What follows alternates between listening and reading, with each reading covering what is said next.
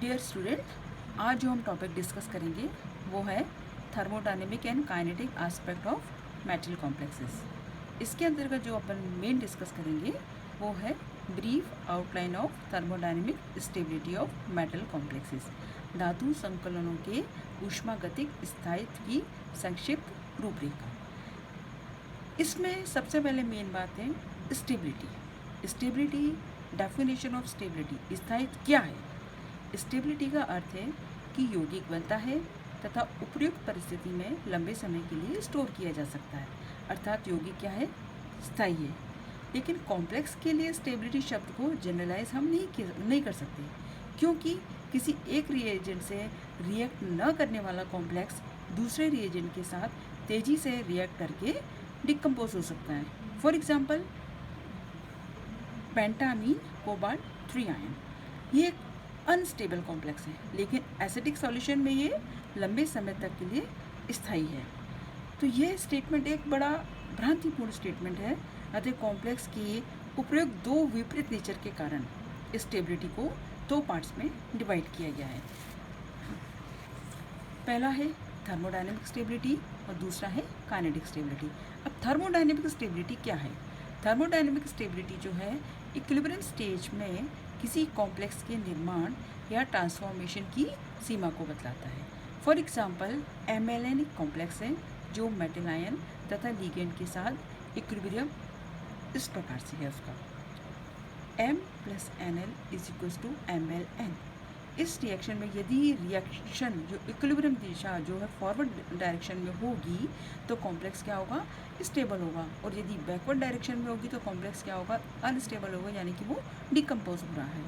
अतः metal ion तथा ligand की सॉल्यूशन में जो रिएक्शन होती है वो सिंपल एक लुईस एसिड बेस रिएक्शन कहलाती है।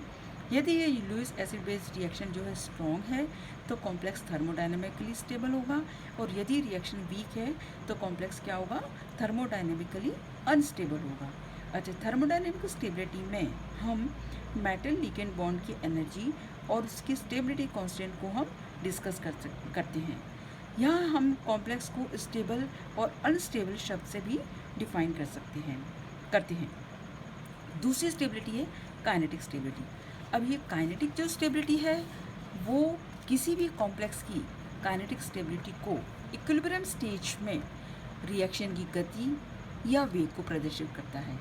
काइनेटिक स्टेबिलिटी में हम रिएक्शन का रेट, उसकी मैकेनिज्म को डिस्कस करते हैं। यहाँ कॉम्प्लेक्स को हम स्टेबल और अनस्टेबल के स्थान पर हम उसको इनर्ट या लिवाइल शब्द से डिफाइन करते हैं। इस प्रकार की स्टेबिलिटी में अभिक्रिया के रिएक्शन के कंप्लीट होने में समय को अधिक महत्व दिया जाता है। हेनरी टॉप के अनुसार जो कॉम्प्लेक्स 25 डिग्री सेंटीग्रेड टेम्परेचर पर 1 मिनट में रिएक्शन पूर्ण कर लेते हैं वो लिवाइल कॉम्प्लेक्स कहलाते हैं, और जो कॉम्प्लेक्स रिएक्शन पूर्ण करने में 1 मिनट से ज़्यादा समय लेते हैं वो इनर्ट यानी कि स्टेबल कॉम्प्लेक्स कहलाते हैं। इस प्रकार एक थर्मोडायनेमिकली स्टेबल कॉम्प्लेक्स जो है वो काइनेटिक रूप से इनर्ट, अनस्टेबल या स्टेबल हो सकता है, लिवाइल और इनर्ट हो सकता है।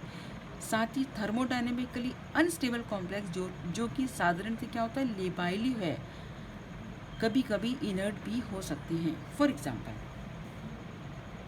कोई पेंटामीन कोबाल्ट 3 आयन जो कि अनस्टेबल है, लेकिन एसिडिक सॉल्यूशन में काइनेटिक रूप से क्या है? ये स्टेबल है।